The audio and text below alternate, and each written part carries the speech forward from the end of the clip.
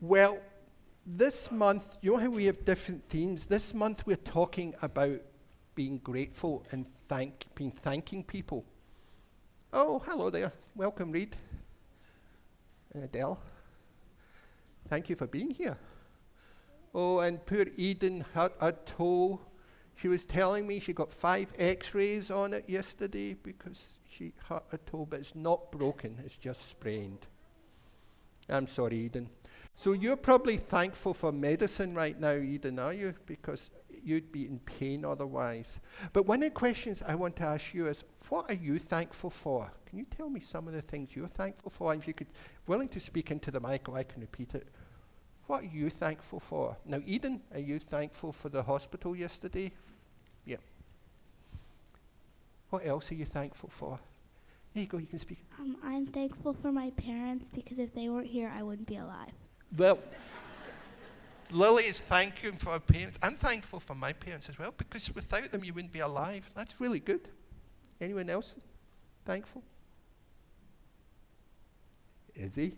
I'm thankful for food and water so I can eat and drink. Thankful. Izzy's thankful for food and water and eat food and drink. I'm with you there, Izzy. You don't get to be this size without being thankful for food and drink. Anyone else got anything? I'm Milo? thankful for the world. Milo is thankful for the world. And Izzy gave that a thumbs up, I think. Well, thank you for that. I'm thankful for the plants because it helps us breathe. Thankful for the planet because it helps you breathe. These are all good. Thank you for that. Well, this is a story of a teacher. And this teacher was asking her children to draw pictures of what they're thankful for. But she was a little bit worried about it because some of the teachers, some of the students, they didn't have a lot. So she wasn't sure what they were going to draw. And you all gave some great answers. And so when she saw all the pictures, she came in, she was really surprised because some of them, because it was close to Thanksgiving, drew turkeys, and some people drew pictures of different, their parents and things like that. And some people drew a picture of their home. But one thing confused her. One of the boys, Michael, who's quite a quiet, lonely boy, drew a picture of a hand that he was thankful for. And so we thought, a hand, that's really interesting. So she asked the class, what do you think the hand is? And one child put up the hand and said, I think that's the hand of God, because that's who takes care of us. Another one puts it, I think it's the hand of a policeman, because they protect us. Someone said, I think it's the hand of my parents, who looks after me. So they all had this discussion about what the hand was for. And then eventually the teacher asked Michael, whose hand is that? And Michael turned to her and said, it's your hand. He said, because when I'm lonely, when I'm sad, you often hold me by the hand. And so your hand's really important to me, and I'm really thankful for your hand. And I think we forget these teachers do very simple things for us every day, and they can mean a lot to us. So have a think about something someone's done for you that may not have meant a lot to them, but maybe meant a lot to you. And I can think of people who have said really nice things to me, and it was maybe just in passing, but it sits with me to this day, and I'm really grateful for that. So thank you all for being here. It's lovely to see you all, and it's now time for your religious education classes. And this is actually the start of our Age of Reason program, which many of the children are on. So thank you to Maeve North, who's running that. So thank you all, and we'll now sing the children out. Invite you to join me now in the spirit of prayer, meditation, and reflection. These are the words of Unitarian Universalist Minister Reverend Tamara Laback.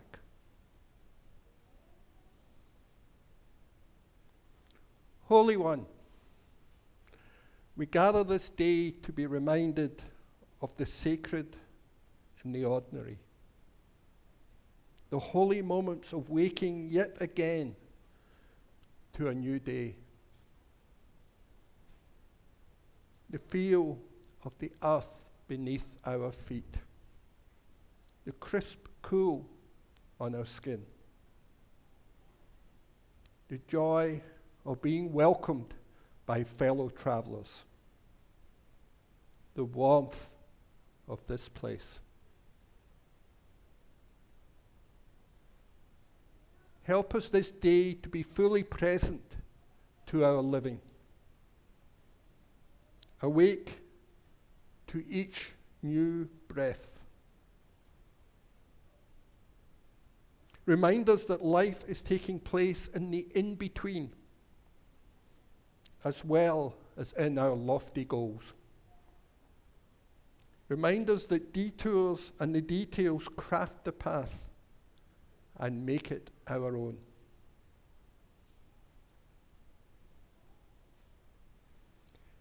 Help us to remember that we did not make this day, but that we have the glorious pleasure to greet each moment as it unfolds.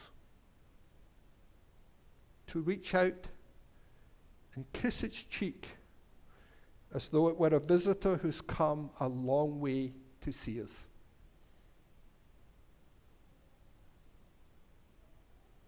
These and the prayers of our hearts we will now lift up in silence. I invite you to join me in a time of silence.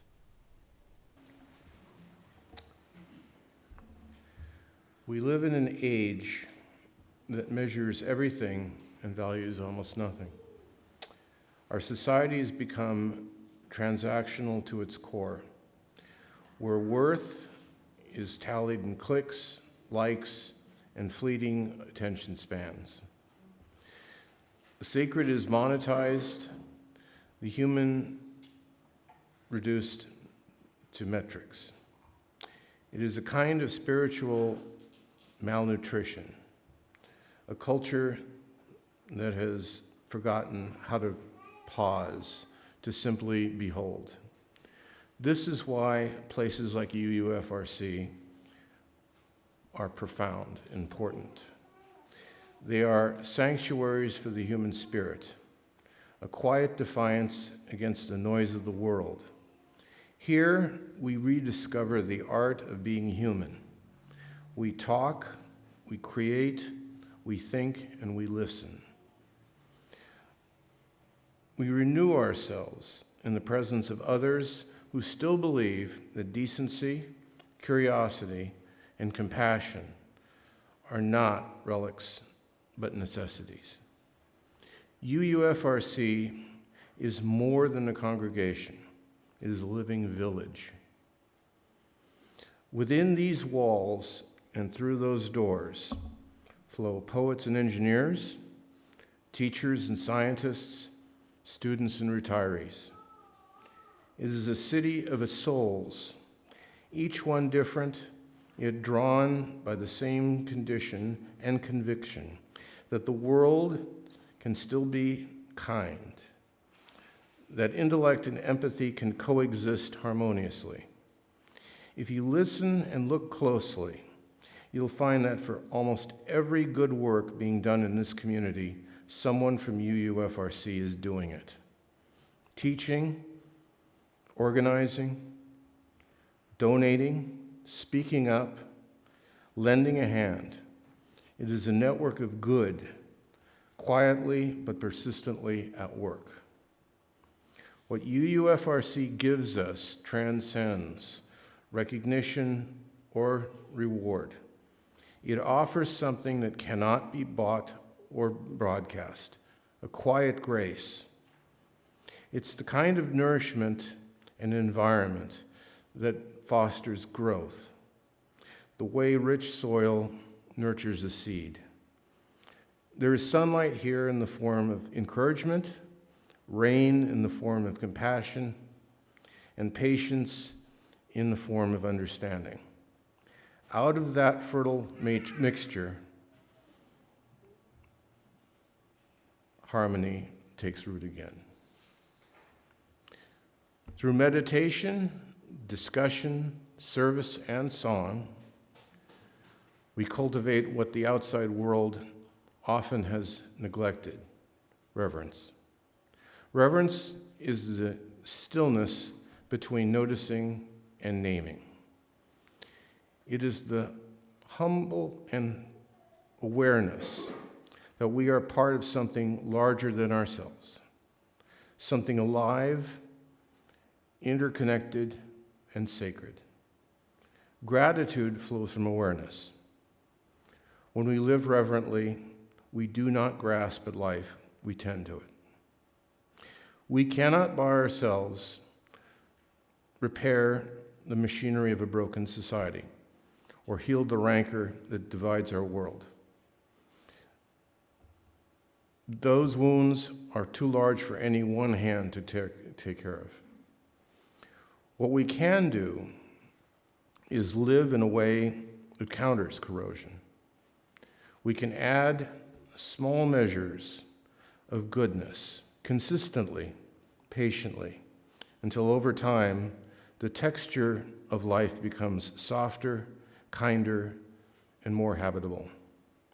This is how gratitude grows, not in grand gestures, but in daily acts of reverence, in the way we listen to one another, in how we honor the words and worth of every person we meet.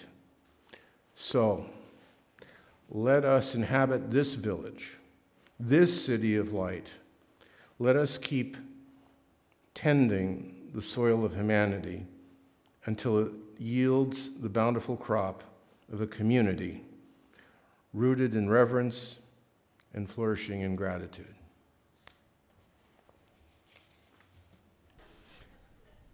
As Paul said, that he mentioned that that's one of my favorite songs. And I hope you paid attention to the lyrics, because one of the lyrics was paying attention to the priest. I hope you heard that line. But the other lines in it is because I walk with reverent air, because everything is a miracle.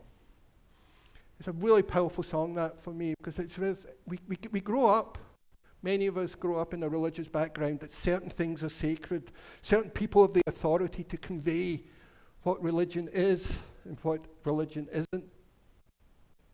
And that song really explodes that by saying, everything is a miracle. The fact we're here, we heard it from the Time for All Ages this morning, some of the children. They're thankful for the world, they're thankful for the parents, because they wouldn't be here without that. That is the miracle. That is holy. And what reverence, and we're exploring reverence today because I think reverence is so key to living with gratitude. It is the path to gratitude, and the theme for November is nurturing gratitude. It doesn't just happen. We need to grow it. We need to be open to it, and we need to recognize it when it's there. And reverence is a profound path for me to that. And reverence is this profound feeling of deep respect, awe, and love, and it involves a humble recognition of something perceived or actually is important to us. And I experienced some of this last week at a church retreat. Many of us were down at Aptos at the Monte Toyon. And some of us went on a hike, and then when we got to the top of the hill, I actually stayed there for about half an hour by myself. I was looking around, you're surrounded by these gorgeous redwood trees. They make me feel small. That's how big they are. They make me feel really small at first. But the longer I spent there, I didn't feel small compared to the trees. I felt connected to the trees. There was a profound connection there. And the longer I spent in nature, the more connected I felt to it. And I was walking down, and I bumped into one of our congregants coming up the hill, and we stopped and chatted for a time, and we were both wanting to be by ourselves in nature. But then you bump into each other, it'd be kind of rude to ignore each other, so we had this kind of awkward conversation. And I said, they were saying, oh, I feel so humble here. And I said, yeah, well, I did at first, but now I feel profoundly connected to the trees around us. And it was really a powerful feeling, and that for me speaks to that reverence, that you feel humbled and connected to the world around us, to the universe around us, to the people around us. And Paul talked quite beautifully about the connection, the reverence he feels for this community. I'm going to talk about two other areas where I think reverence shows up. And one I've already started talking about, that way we feel reverent, connected to nature. And I think that's one of the obvious ones for us. I think many of us would say, well, when I'm in nature, when I'm in this beautiful redwood forest, when I'm at this beautiful coastline, when I'm at this beautiful, lake and mountains, I feel reverence. But like the song says, there's more open. Everywhere is holy now. Everywhere is divine. Everywhere is sacred if we're open to it.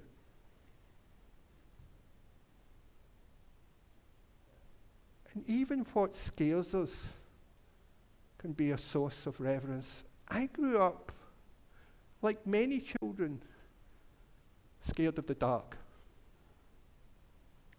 For me, it went into my teenage years. To 15, 16, I was very scared of the dark. And it was interesting at Montetoyan last week at night, walking around the forest in the dark, because forests in the dark are real spooky places, really. Maybe I read too much Lord of the Rings or when I was young. They're kind of spooky little places. But I found there was a reverence there, because I think sometimes when there's so much light, when there's so much to see, it's hard to focus. And there, you just saw the shadows, and then you saw the moon, because the moon's not very impressive in the daylight, but it's really impressive at night. And I think sometimes darkness allows us to see more. And I've grown to feel a strong reverence for darkness. And one of my favorite things to do growing up in this Glasgow where I did, which was very wet, was walking around the city at night. Because the ground was always wet. I can promise you it was always. So you had all these reflections of light reflected in the concrete, because concrete's not very interesting, but wet concrete just has this aura of light coming from it in the city, and I loved that. So Payton, darkness has become from a place of fear for me for a place of reverence.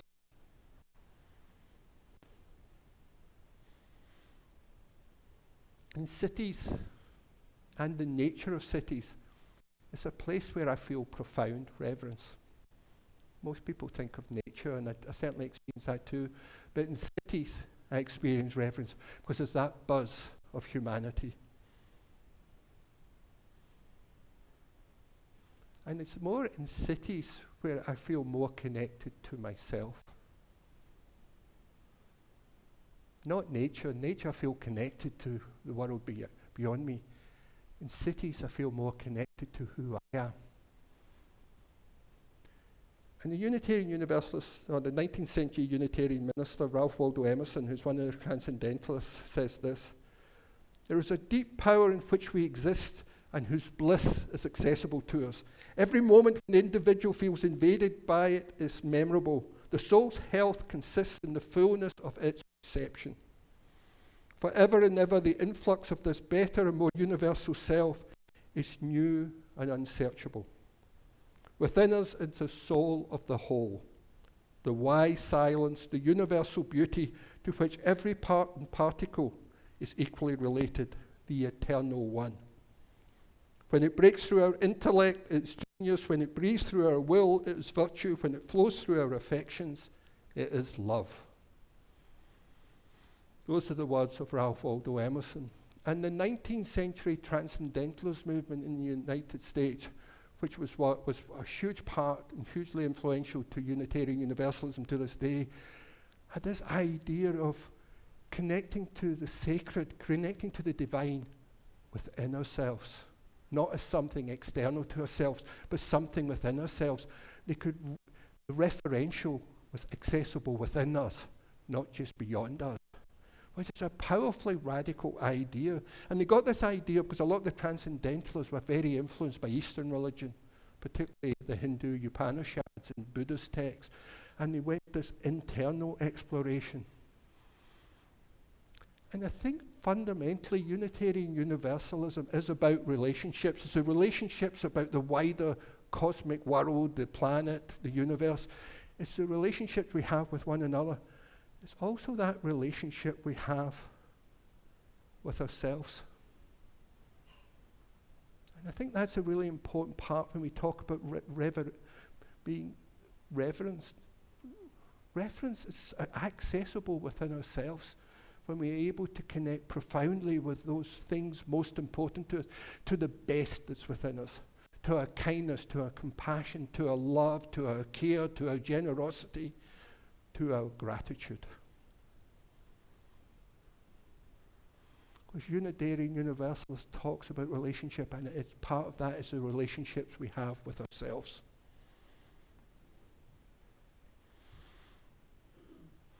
And the story, for the Time for All Ages, was this morning where I was talking about the hand that Michael drew. I want to talk about the hand. Have you ever thought about your hand? How powerful it is? With the opposable thumb.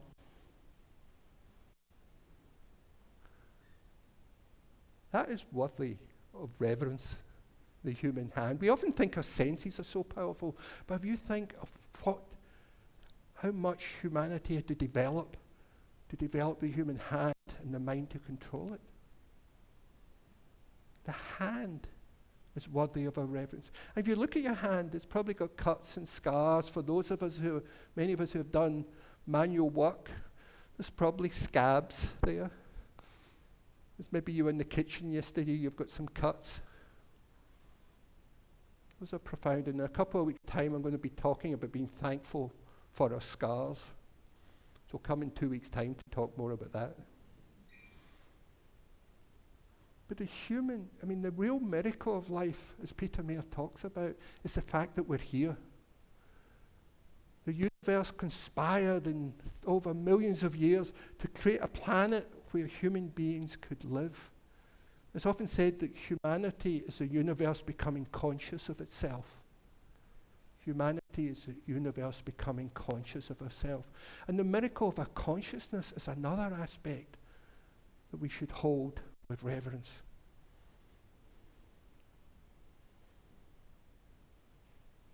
So what should our response to encountering reverence be?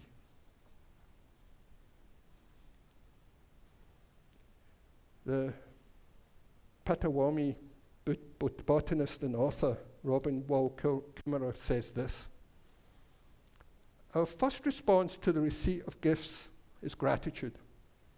Then our second is reciprocity, to give a gift in return. When I speak about reciprocity as a relationship, I don't mean a bilateral exchange in which an obligation is incurred and can then be discharged with a reciprocal payment. I mean keeping the gift in motion in a way that is open and diffuse, so that the gift does not accumulate and stagnate, but keeps moving. Those are the words of Robin Wall Kimmerer. So we want to be truly reverent. Do we want to be truly grateful for the planet, for the universe? How should we respond? I mentioned earlier about how important relationships are. Have you ever thought of our planet as a spiritual being? Our planet as a spiritual being that we are in relationship with. What would it mean to think of the planet? We know it's an organism of which we are part. What does it mean for the planet to be a spiritual being that provides so much for us? For me, that means that we are responsible to be the carers, the healers, the nurturers, the growers, the stewards of the planet. If we truly see the planet as a spiritual being, how would that change our outlook? If we want to acknowledge the gift that the planet is and hold it in reverence and truly show gratitude, what do we want to give back to it? I think that's a question we all have to ask ourselves. If we are truly in relationship, we cannot just be takers from the planet. We need to be givers towards the planet. There's many good times to acknowledge that. Breakfast, one of my favorite times of the day.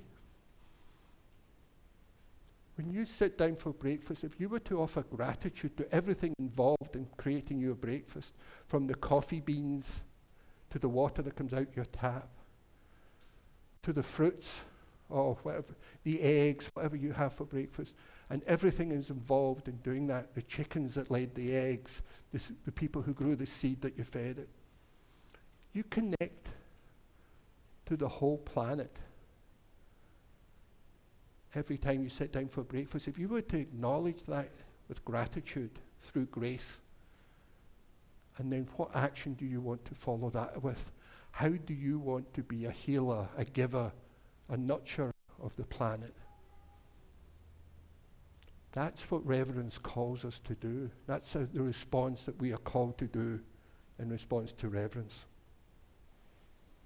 And the Unitarian Universalist Elizabeth Jones says, in every life there are certain moments which partake another higher order experience, peculiarly precious moments which offer serenity, hope, and strength, and which allows us to return the demands of daily life with renewed vitality and confidence. The growth of a spiritual dimension in each of us as individuals seems to result in a multiplication and a deepening of such moments, both in ourselves and in the world. We think of worship Sunday morning as a sacred time, a time when we come here and prepare ourselves to think, to explore, looking for meaning.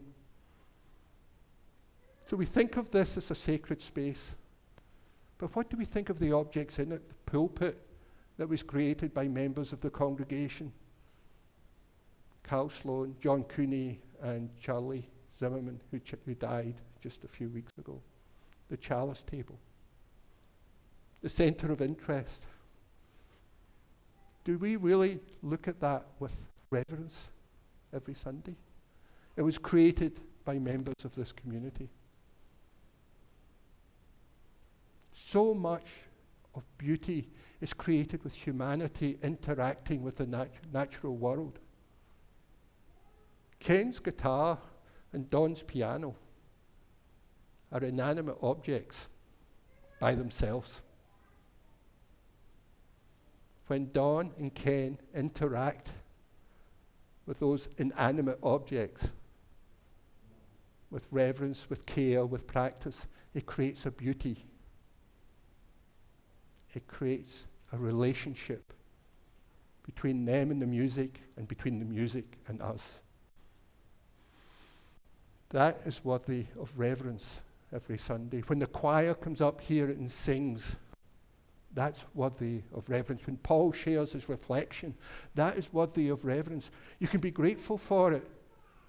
What do you want to give in return as part of that reciprocity, that reciprocal relationship?